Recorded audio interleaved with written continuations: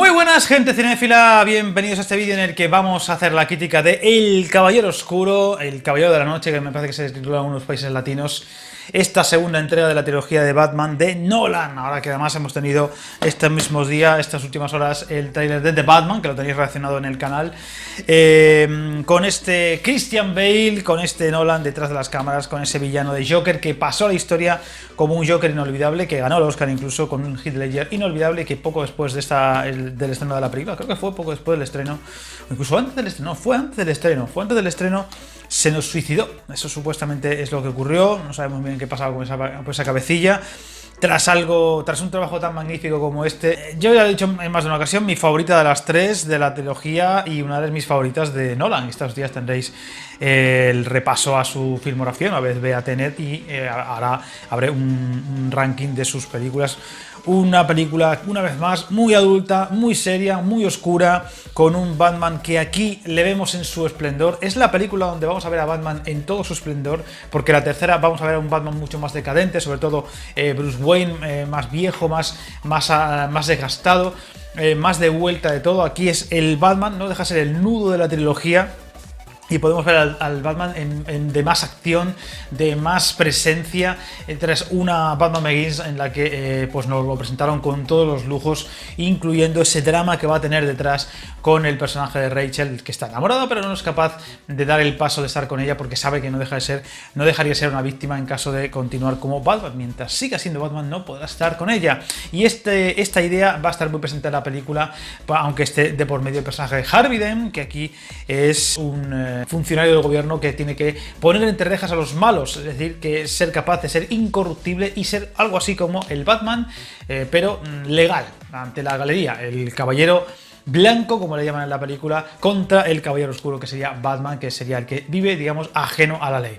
Película que ya comienza con la presentación de Joker, con ese atraco al banco ya tan célebre, que recuerda tanto al que vimos, por ejemplo, en Heat, y que nos muestra ese personaje tan especial, tan loco, y que sería una auténtica sensación. Yo me acuerdo que el impacto que causó esta película y este Joker en su momento fue espectacular. Se repasaron sus frases más célebres, se rememoraron, se vieron, se comentaron, la gente fue a ver la película 2, 3, 4 veces, ese por qué tan serio, ¿verdad? Esas frases que deja la película en muchos momentos, ¿no? ¿Qué tengo que hacer, Alfred? Aguantar, resistir. Hay gente que solamente quiere ver arder el mundo, en referencia, por ejemplo, a este Joker, o por ejemplo esa frase que dice al final el propio Joker de qué ocurriría cuando un elemento imparable o una fuerza imparable choca contra un elemento inamovible, ¿no? Claro, es una colisión violenta y que no puede ir a ningún sitio, digámoslo así, ¿no?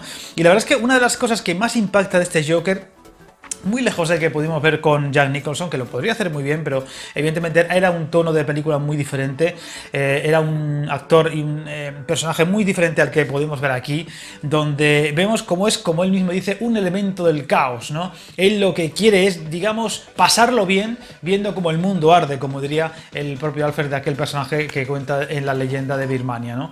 Quiere ver arder el mundo y le da igual todo. Es una persona incorruptible, no se le puede comprar, no se le puede hacer daño, no tiene nada a lo que agarrarte para violentarle o para chantajearle, como sí que puede pasar con el propio Batman. Algún ser querido, alguien con quien se puede presionar, no tiene amigos. De hecho, si os fijáis cómo trata a sus esbirros, a sus ayudantes, los trata fatal. O sea, si muere los tira como si nada, o los escupe cuando les pasa algo, se los carga en el banco. No tiene ningún tipo de remordimiento, ningún tipo de asociación con nadie. Las historias que te va contando a lo largo de la película de cómo era antes con lo de su padre, o con lo que cómo se hizo las cicatrices, cada vez te cuenta una historia distinta. Es como que nadie sabe realmente ni quién es, ni de dónde viene, o por qué es así como es, al menos en la película. Evidentemente los cómics o cosas por el estilo, o lo que hemos visto después con el Joker de Joaquin Phoenix, pues oye, son otras cosas, pero este Joker que vemos aquí es completamente... O sea, no tienes nada a lo que agarrarte, y eso es lo que hace que sea un personaje tan errático en algunas cosas, tan anárquico en otras, y tan interesante y seductor en general, ¿no? Porque es un personaje muy diferente a lo que podemos haber visto hasta ahora. Es un personaje, en ese momento, insisto, realmente fresco, realmente impresionante, porque no tienes nada a lo que agarrarte. Te va sorprendiendo a cada momento, ¿no? Ese momento en el que se ve como quema una montaña literal de dinero. ¿Por qué? Porque él mismo lo dice. Porque a él lo que le gusta es la dinamita, la gasolina y no me acuerdo qué otra, y la pólvora. Y las tres cosas son baratas, claro. ¿Para qué quiere tanto dinero si lo que a él le divierte es barato?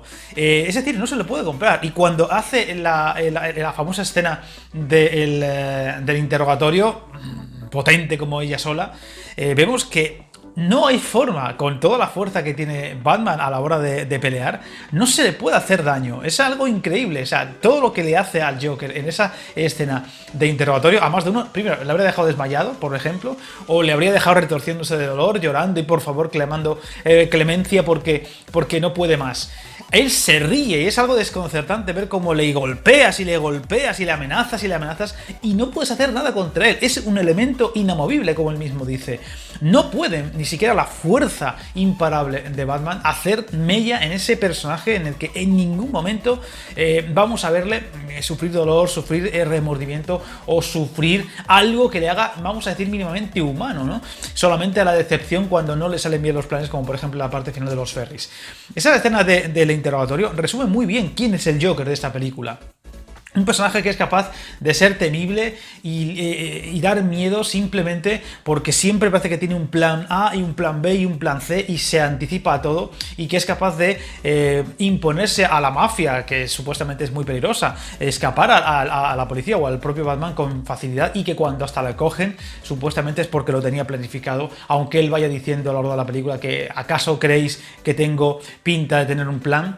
Y por ejemplo, ese momento en el que cuando ya lo han capturado vemos que su arma principal es un pelapatatas. Es decir, el uso de la texto en esa película está centrado en algo tan puntual como eso, pero que te describe perfectamente al personaje. Es decir, un pelapatatas, que no es más que una cosa con la que a veces ni te da para pelar una patata del filo y demás, él la usa como arma e incluso como arma homicida, que se carga, por ejemplo, al mafioso este negro, al que le engaña y que tal.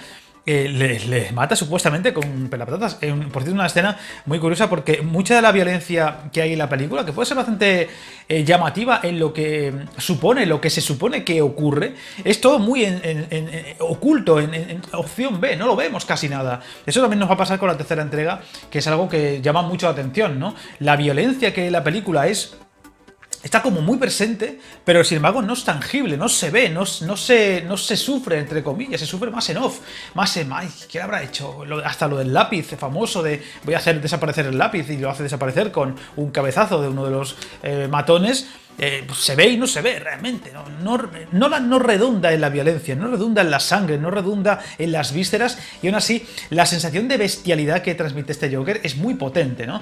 Y ese momento en la huida, bueno, el traslado de Harvey Dent a la cárcel en el coche blindado, que es seguramente la escena más espectacular de toda la película, incluso yo diría que de la saga. Ese momento que yo creo que resume muy bien lo que es la película, el concepto de la película, del caos, de la gente del caos, como diría el Joker, con ese camión de bomberos ardiendo, que es una imagen metafórica tremendamente poderosa. Es decir, ¿qué puede haber más imagen, más icónico del caos que un camión de bomberos ardiendo? Es decir, en el momento en el que tú veas un camión de bomberos ardiendo, llévate las manos a la cabeza, ponte a gritar y a corretear alrededor de tu casa, porque estás perdido. Estamos todos perdidos. Es una imagen muy poderosa, algo sutil, pero que resulta muy espeluznante. Es decir, tía, ¿cómo estará estas calles o esta ciudad o este mundo en el que hasta un camión de bomberos está ardiendo, ¿no? Es el fin, es el fin. Con una Gotham que, por cierto, ya lo dije el otro día en la crítica de Batman Begins, no es la misma, entre comillas, que pudimos ver con Batman Begins, no es la misma que vamos a ver en Batman el Caballero Oscuro, la leyenda renace, porque aquí es claramente Chicago, o sea, un planillo suelto que puede parecer más bien Nueva York.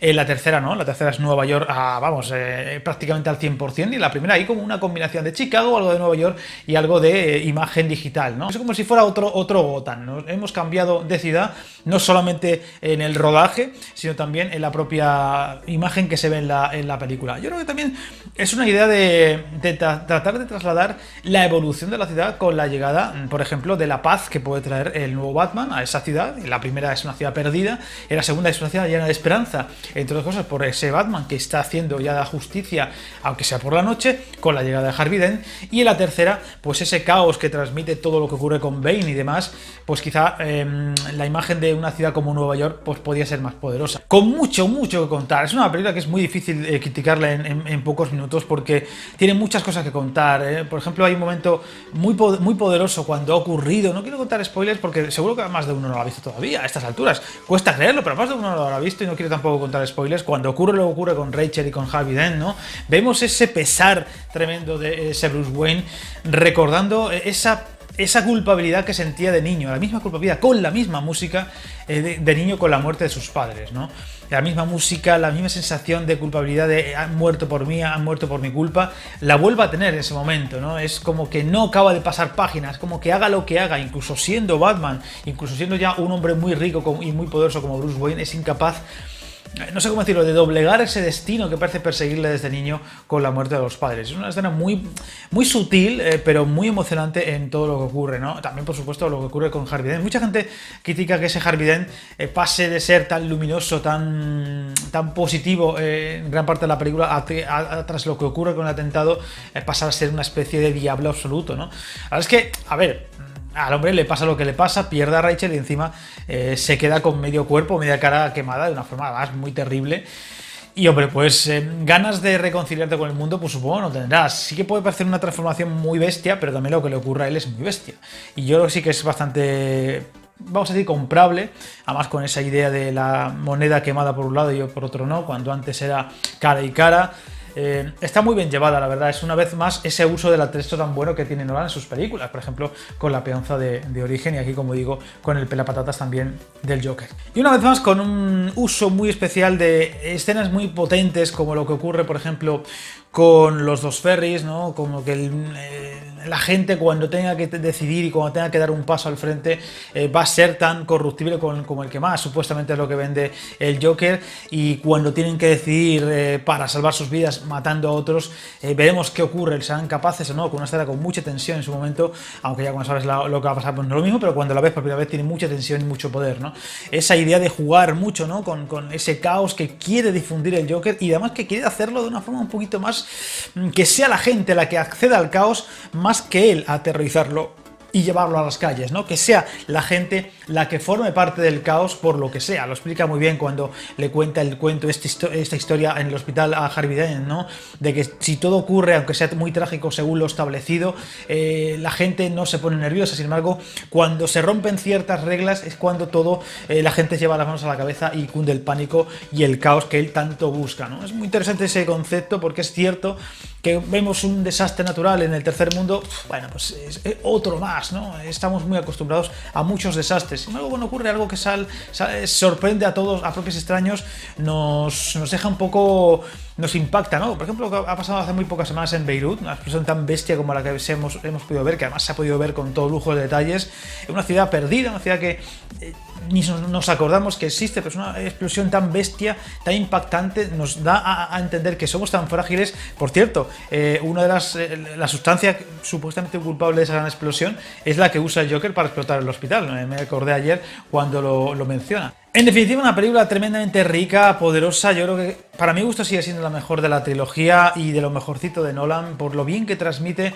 no solo ese villano, que es el mejor de la trilogía, no solo ese Batman que está en plenas facultades, tanto físicas como morales, ya está en su momento de apogeo. A partir de aquí va a ser el apestado, va a ser el perseguido, va a ser el que se va a ocultar. Ya hablaré de eso en la tercera entrega cuando la critique, porque hay cosas que no acaban de encajar.